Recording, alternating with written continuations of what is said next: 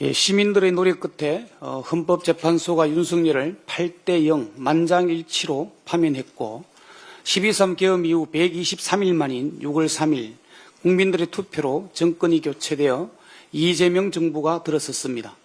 이번 대선의 결과는 윤석열 내란 세력을 단죄하고 심판하라는 대한국민의 준엄한 명령입니다. 그러나 내란의 정점인 내란숙의 윤석열은 여전히 거리를 할부하고 있습니다. 지기현 판사의 윤석열에 대한 구속 취소와 검찰의 적시항고 포기가 빚어낸 대참사이자 사법의 흑역사입니다. 경찰이 비아폰 삭제 혐의로 6월 12일에 3차 출석 요구서를 발송한 날에도 윤석열은 반바지 차림으로 아파트 상가를 할부하는 것이 목격되었습니다.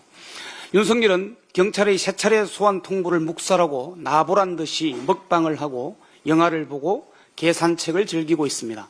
내란 속의 윤석열의 국민 조롱이 도를 넘고 있습니다. 그러니 국민의 분노는 당연한 일이고 윤석열을 재구속하라는 요구가 터져나오는 건 역시 당연한 일입니다. 대선의 결과에 따른 국민의 명령과 분노에 이제 재판부와 경찰이 답할 차례입니다. 개헌과 내란에 대한 최소한의 부끄러움도 반성도 없는 윤석열에 대한 추가 소환 통보는 시간만 허비하고 국민 분노만 일으킬 뿐입니다. 경찰은 신속히 윤석열에 대한 강제 수사에 착수해야 합니다. 재판부 역시 내란 우두머리 피고인 윤석열을 즉시 재구속해야 합니다. 대한민국의 사법 정의가 내란 수개에 의해 유린되는 것을 더 이상 방치해서는 안 됩니다. 지기현 재판부가 윤석열에 대한 구속 의지가 없다면 내란 특검에서 재판부 기피 신청을 해서라도 내란 수개 윤석열을 반드시 재구속해야 합니다. 비정상의 정상화 역시 이번 대선에서 국민이 내린 준엄한 명령입니다. 그 명령에 따라 내란 특검이 출범을 한 것입니다. 모든 국가 권력은 국민의 명령에 충실할 책무가 있습니다. 윤석열의 재구속은 비정상을 정상화하는 일이며 무너진 사법 정의를 바로 세우는 일입니다. 특검과 재판부는 내란의 실체적 진실을 밝히고 내란 세력을 단죄하고 심판하라는 국민의 명령에 충실해야 합니다.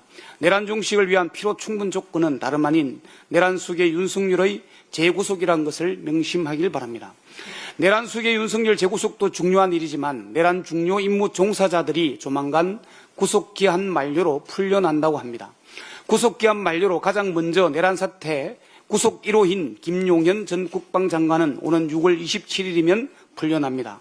다음으로 여인영 전 방첩사령관과 이진우 전 수도방위사령관은 6월 30일, 박안수 전 육군참모총장은 7월 3일, 문상호 전 정보사령관은 7월 6일, 김봉식 전 서울경찰청장은 7월 8일, 노상원 전 정보사령관은 7월 10일, 김용군 전 대령은 7월 15일 순으로 구속기한 만료가 도래합니다. 이대로 가면 지금부터 한 달 내에 내란 관련 모든 피의자들이 석방됩니다. 우리 국민들이 이런 상황을 용납하지 않을 것입니다. 지금도 재판 자체가 혼탁해져 있는데 주요 종사자들이 풀려나면 증거인멸, 증인 접촉 등으로 진술 오염이 일어날 것은 불을 보듯 뻔한 일입니다. 내란의 실체적 진실을 밝히기 위해 추가 기소가 반드시 필요합니다. 관저뇌물 의혹, 민간인 노상훈에게 비아폰을 불출한 의혹, 군장성 블랙리스트 의혹 등 추가 기소할 건은 차고도 넘칩니다.